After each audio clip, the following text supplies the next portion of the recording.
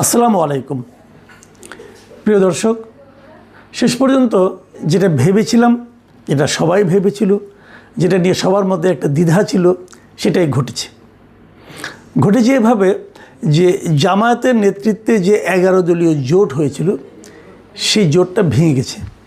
সেখান থেকে বেরিয়ে গেছে আমার বিবেচনায় সবচেয়ে বড় একটা অংশ, সেটা হলো ইসলামী আন্দোলন বাংলাদেশ। মানে চরমনায়ের পীর সাহেবের নেতৃত্বে যে দলটা ছিল ইসলামী আন্দোলন বাংলাদেশ, যাদের নির্বাচনী প্রতীক হচ্ছে হাত পাখা, তারা আর সেই দলে নেই। অথচ ইন্টারেস্টিং হলো, এই দলের মূল উদ্যোক্তা কিন্তু ছিল ইসলামী আন্দোলন বাংলাদেশ। তারা বলেছিল, তাদের মূল যে থিওরিটা ছিল সেটা হলো ইসলামের নামে যে দলগুলো আছে, মানে ইসলাম নামধারী যে দলগুলো আছে সারা দেশে, তাদের যে ভোটগুলো, মানে বাংলাদেশের অনেক জায়গায় কিন্তু আছে যে কিছু লোক আছে, ভোটার আছে, যারা নাকি মুসল্লি ধরনের, ইমানদার ধরনের, পরহেজগার ধরনের লোকজনকে ভোট দিতে চায়। এই যে ইসলামী দলগুলো আছে, এগুলো কিন্তু অনেকগুলো দল, ইসলামী দল, যেমন ধরুন খেলাফত আন্দোলন, বাংলাদেশ খেলাফত আন্দোলন, খেলাফত মজলিস, এরকম অনেক দল, নিজামী ইসলাম পার্টি, ইসলামী আন্দোলন বাংলাদেশ, জামাতে ইসলাম, এরা সবাই কিন্তু ইসলামের কথা বলে।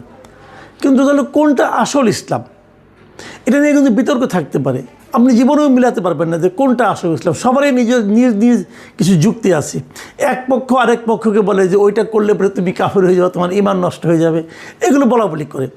কিন্তু এত তাত্ত্বিক আলোচনা না যেয়েও এটুকু আপনি বলতেই পারেন যে দেশে একটা বড় অংশের ভোটার আছেন যারা এত তাত্ত্বিক আলোচনা বুঝতে চায় না। তারা কেবল বুঝতে চায় যে কোন দলগুলোর নামে ইসলাম শব্দটা আছে, এবং তারা মনে করে তারা ইসলামকে আরও সুদৃঢ়ভাবে প্রতিষ্ঠার জন্য অথবা রাষ্ট্রীয়ভাবে ইসলামী শাসন কায়েমের জন্য তারা হয়তো বা কাজ করছে। এই একটা ধারণা থেকে তারা ইসলামী দলগুলোকে ভোট দেয়। এখন যদি এই 7-8টা ইসলামী দল আলাদা আলাদা প্রতীক নিয়ে আলাদা আলাদাভাবে নির্বাচন করে, তখন যে লোকেরা ইসলামী দলকে ভোট দিতে চায় তাদের ভোটগুলো কিন্তু ভাগ হয়ে যায়। এই জিনিসটাকে মাথায় রেখে, এই চিন্তাটাকে মাথায় রেখেই তারা ওয়ান বক্স পলিসি করেছিল। যে তারা বলেছিল যে ইসলামকে ভালোবেসে যারা ভোট দেয়, প্রকৃত পরহেজগার লোকদেরকে যারা ভোট দিতে চায়, সৎ লোককে যারা ভোট দিতে চায়, সেই ভোটগুলো যেন ভাগ না হয়, সেই ভোটগুলো যেন একটা বাক্সে পড়ে। এই ছিল তাদের থিওরি। এবং এই থিওরি যখন যে তারা অগ্রসর হলো, তখন অনেকেই ভেবেছিলেন যে এটা হয়তো একটা বড় এবং শক্তিশালী জোট হবে, অন্ততপক্ষে ভোটের বিচারে। সেভাবেই চলছিল। কিন্তু এর মধ্যে নতুন আরও 3টা দল যোগ দিল। প্রথমে ছিল 5টা দল। প্রথম 5টা দলের মধ্যে কিন্তু জামাতে ইসলাম ছিল না। জামাতে ইসলাম পরে এসে যোগ দিয়েছে। জামাত ছিল 6 নাম্বার দল, তারপরে আরও 2টো 8টা, তারপরে আসলো 3টা। এখন এইখানে কিন্তু কতগুলি বিরোধ তৈরি হওয়া শুরু হলো। যখন 3টা আসলো, নতুন 3টা আসলো, এরা কে কে আসলো? এনসিপি, আর একটা এবি পার্টি, আর একটা এলডিপি। এলডিপি হলো অলি আহমেদ সাহেবের দল, যারা নাকি সারা জীবন এই জামাত ইসলামকে গালাগালি করেছে, তারা এলেন। এখন এই বিষয়টা নিয়ে কিন্তু ইসলামী আন্দোলন হ্যাপি ছিল না। আনহ্যাপি হলেও সিট ভাগাভাগি নিয়ে আমরা দৃশ্য তো দেখেছি যে ইসলামী আন্দোলন চেয়েছে 50টা, তাদেরকে অফার করা হয়েছে 45টা অথবা 40টা। এটা নিয়ে ঘাপটা, এটা নিয়ে টানাটা। কিন্তু আমি যতটুকু জানি, আমি বিভিন্নভাবে বিভিন্ন সোর্স থেকে এবং সব দলিতে কিছু লোকজন পরিচিত আছে, ভেতরে যে কথাটা আমি শুনেছি সেটা একটু শেয়ার করতে চাই। সেটা হলো, ইসলামী আন্দোলন কোনো অবস্থাতেই জামাতে ইসলামকে 150 আসন দিতে চায়নি। ইসলামী আন্দোলনের প্রথম বক্তব্যটা ছিল জামাতে ইসলামের মনোনয়নের সংখ্যা, মানে যতগুলি আসনে তারা মনোনয়ন দেবে, সেই সংখ্যাটা যেন 150-র চেয়ে কম হয়। মানে যা নমিনেশন দিল, যদি সবগুলিও পাস করে যায়, তাও যেন জামাতের এমপির সংখ্যা 150 না হয়। এই ছিল ইসলামী আন্দোলনের মূল বক্তব্য। এটা ভুলও হতে পারে, কিন্তু আমি এটা একদম কনফার্ম হয়ে বলছি না, কিন্তু এরকম কথা আমি শুনেছি। কারণ তাদের বক্তব্য হলো যে যদি জামাতে ইসলাম নিজেই পুরো অন্যদের চেয়ে বেশি হয়ে যায় সবগুলোর চেয়ে, তাহলে সেটা পরবর্তী সময়ে জামাত যে ইসলামের প্রচারণা চালায়, জামাত যে ইসলামের কথা বলে, তার সঙ্গে ইসলামী আন্দোলন এবং অন্যান্য এই দলগুলোর এক ধরনের বিরোধ তৈরি হতে পারে। এটা ছিল মূল ইস্যু, এবং এই ইস্যুটা কখনোই জামাতের পক্ষে মানা সম্ভব নয়, এবং যে কারণে এটা শেষ পর্যন্ত কিন্তু ম্যানেজ হয়নি। ইসলামী আন্দোলন এখন একা ইলেকশন করছে। তারা 270টা আসনের মনোনয়ন দাখিল করেছিল তাদের দলের, তার মধ্যে 2টা বাতিল হয়ে গেছে, আর 268টা আসনে তারা ইলেকশন করছে। তারা আর জামাত ইসলামের সঙ্গে নেই। এখন কেন নেই এই কথার জবাবে আমি ভেতরে যেটা বললাম সেটা তো আমার একটা স্পেকুলেশন বলতে পারে না, এবং দুইজনের সঙ্গে আলাপ করে আমি যেটা বুঝেছি সেটা আমি বললাম। কিন্তু তারা তো এটা মুখে স্বীকার করে না, তার মুখে বলছে 5টা কারণের কথা। সেই কারণগুলি কী কী? মূলত সেই কারণগুলি নীতিগতভাবে, নৈতিকভাবে। যেমন তারা বলার চেষ্টা করেছে যে জামাতে মানে ইসলামী আন্দোলন তারা চাচ্ছে যে একটা ইসলামী শরিয়া শাসন কায়েম হবে যদি তারা ক্ষমতায় যায়, কিন্তু জামাত বলছে তারা শরিয়া আইনে দেশ পরিচালনা করতে চায় না, তারা প্রচলিত আইনে করতে চায়। ইসলামী আন্দোলন বলছে যে এই দেশে যত রকম অনিয়ম, দুর্নীতি, এই সবই হচ্ছে প্রচলিত আইনের কারণে। এর বিপরীতে শরিয়া আইন কায়েম করলেই একমাত্র এই সমস্যা থেকে সমাধান মিলবে। কিন্তু এই জায়গাটা তো একটা মৌলিক নীতিগত পার্থক্য। এই পার্থক্যের জন্য তারা জামাতকে দোষী করতেছে, তারা রাজি না এর সঙ্গে। এবং আরও নীতিগত প্রশ্ন তারা এনেছে যে জামাতের আমির তারেক রহমানের সঙ্গে দেখা করেছেন, দেখা করে তারপরে হয়তো তারা যৌথভাবে, ঐক্যবদ্ধভাবে অথবা একটা সমঝোতা সরকার করতে যাচ্ছেন। এটাও ইসলামী আন্দোলন কিন্তু পছন্দ করছে না। এই ধরনের অনেক কিছু হতে পারে। কিন্তু এদিকে আবার আরেকটা কথা আমি বলে নেই, এই যে ভেঙে যাওয়াতে লাভ হলো কার? একটা কথা ভাবুন, ইসলামী আন্দোলন কিন্তু এরই মধ্যে একটা মোটামুটি বড় দলে পরিণত হয়েছে। আমি এই কথাটা আগেও বলেছি বহুবার, আবারও বলি, এই বাংলাদেশে এখনও কিন্তু অনেক জায়গায় ভোট হয় মার্কা দেখে।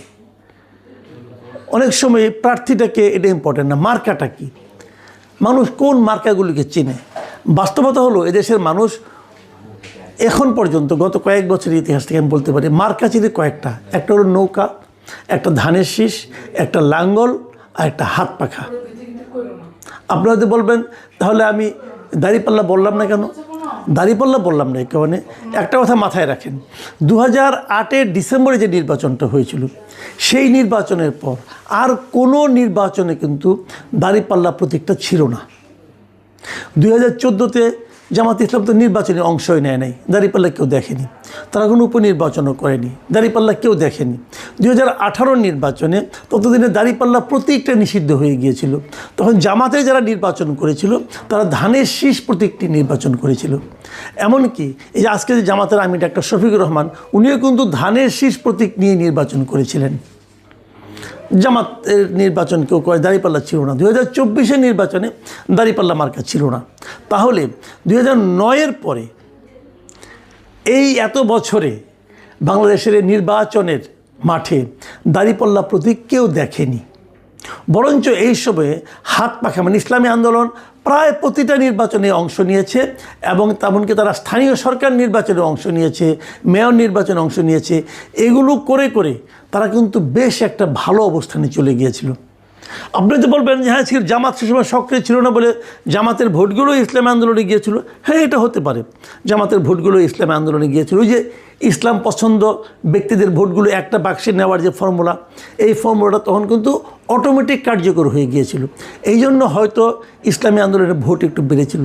কিন্তু পাশাপাশি এটাও সত্য, ইসলামী আন্দোলন এই সময়ে এই ফাঁকা মাঠে তারা কিন্তু ইসলামী রাজনীতির একটা ভ্যাকুয়ামকে কাজে লাগিয়ে বেশ ভালো একটা ভোট ব্যাংক করতে পেরেছে।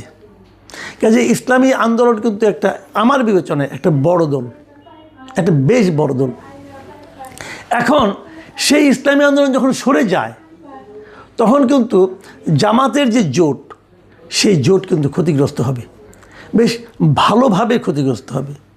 ক্ষতিগ্রস্ত ইসলামী আন্দোলন হবে, কারণ অনেক জায়গায় জামাতের তো খুব ভালো ভোট ব্যাংক আছে, সেই ভোটগুলো ইসলামী আন্দোলন পেত। আর বাকি যে দলগুলো আছে এই দলগুলোকে আমি খুব একটা গুরুত্বপূর্ণ মনে করি না। কি এনসিপি, কি এবি পার্টি, এদের কোনো ভোট ব্যাংক নাই রে ভাই। কি মামুনুল হকের দল, এদের কোনো ভোট ব্যাংক নাই, খুবই অল্প। কাজে এখানে মূল ভোট ব্যাংক আছে জামাত ইসলামী এবং ইসলামী আন্দোলন। এই দুটো এক থাকতে পারলে এরা কিন্তু একটা শক্তিশালী প্রতিদ্বন্দ্বিতা গড়ে তুলতে পারত। কার সঙ্গে তুলতে পারত? বিএনপির সঙ্গে তুলতে পারত। আর যখন তারা ভেঙে গেল, লাভ কার হলো? লাভ হলো বিএনপির। সিম্পল। লাভ হলো বিএনপির। আচ্ছা, একটা কথা বলেন তো, এই যে বিএনপির এত বড় একটা লাভ হলো, এর পেছনে কি বিএনপির কোনো ধরনের ইনভেস্টমেন্ট ছিল না? এর পেছনে কি বিএনপি কোনো ধরনের চেষ্টা চরিত্র করেনি? ভাই, বিএনপি তো একটা রাজনৈতিক দল, এটা তো কোনো চ্যারিটি অর্গানাইজেশন না, এটা তো কোনো দাতব্য প্রতিষ্ঠান না। বিএনপি একটা রাজনৈতিক দল, এবং এই রাজনৈতিক দল কি কোনো রাজনীতি এখানে করেনি? করেছে কিনা আপনারা খুব শিগগিরই বুঝতে পারবেন। অনেকে তো এমনও বলা বলি করছেন যে ইসলামী আন্দোলনে বেশ কিছু প্রার্থী এখন দেখবেন বের হয়ে আসবে, সেই জায়গাগুলোতে বিএনপির প্রার্থীর দুর্বলতার কারণে অথবা নিষ্ক্রিয়তার কারণে। যদি সেরকম কিছু হয় তাহলে আমি মনে করব যে জামাতে ইসলামী, যা নাকি এতদিন ধরে নানা রকম কূট কৌশলের জন্য বিখ্যাত হয়ে উঠেছিলেন, গুপ্ত রাজনীতির জন্য বিখ্যাত হয়ে উঠেছিলেন, তাদের জন্য বোধহয় একটা বড় ধরনের ধাক্কা এবার নির্বাচনে পড়বে। প্রিয় দর্শক, এখন এই পর্যন্তই।